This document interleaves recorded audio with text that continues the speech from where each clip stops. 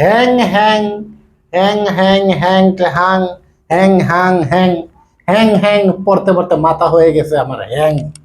ভাই, এই ঝামেলা এবং কনফিউশন জনিত এমসিকিউ নিয়ে হাজির হয়েছি। দেখেন কত সহজভাবে এটাকে শেষ করে দেয়।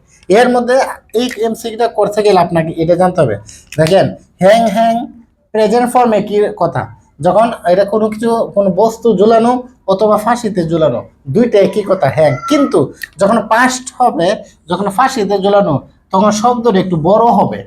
দেখেন, এই যে শব্দটা একটু বড় হবে, কারণ মনে রাখার বুদ্ধি রাখি, হ্যাং মানে কোনো বস্তু জ্বলো না, মার্কারটা ঝুলাইলাম, অথবা আমি একটা কাপড় ঝুলাইলাম, কাপড় বা কাপড় মার্কার এগুলো ছোট, আর আমি মানুষ অনেক বড় না, ব্যক্তি না। তো ব্যক্তির ক্ষেত্রে যেহেতু মনে রাখার জন্য বলছি, এই জন্য শব্দটা বড় হবে, এই যে হ্যাং হ্যাং। আর বস্তু ঝুলানো, ছোট ছোট বস্তু, হ্যাঙ্গার কাপড় চোপড় ঝুলায়, তাহলে জিনিসটা কি ছোট হবে। এই হ্যাং ভিতরে এ হয়ে যাবে ইউ, আর এখানে লাস্টেরটা আবার ঠিক থাকবে। তার মানে হ্যাং হাং হ্যাং, এটা হলো কোনো বস্তু জ্বালানো। আবার হ্যাং হ্যাংড হ্যাংড, এটা হলো ব্যক্তি জ্বালানো। এইবার এমসিকিউর মধ্যে আসেন, এখানে প্রথমে লেখা আছে হি ওয়াজ হ্যাংড।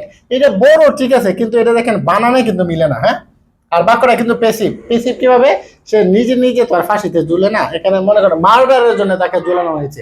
নিজে নিজে যদি হয়তো হ্যাঁ সুসাইড হইতো, কিন্তু এখানে লেখা আছে ফর মার্ডার, তার মানে তাকে ফাঁসিতে ঝুলানো হয়েছে। বাক্যটা পেসিভ, যেহেতু পেসিভ তার মানে ফার্স্ট টেন্স যদি ওয়াজের হতে পারে, কিন্তু এটা বানান ভুল, এই জন্য এটা হবে না। আচ্ছা, এখন প্রশ্ন হলো নিচেরটা থেকে এটা কেন হবে না?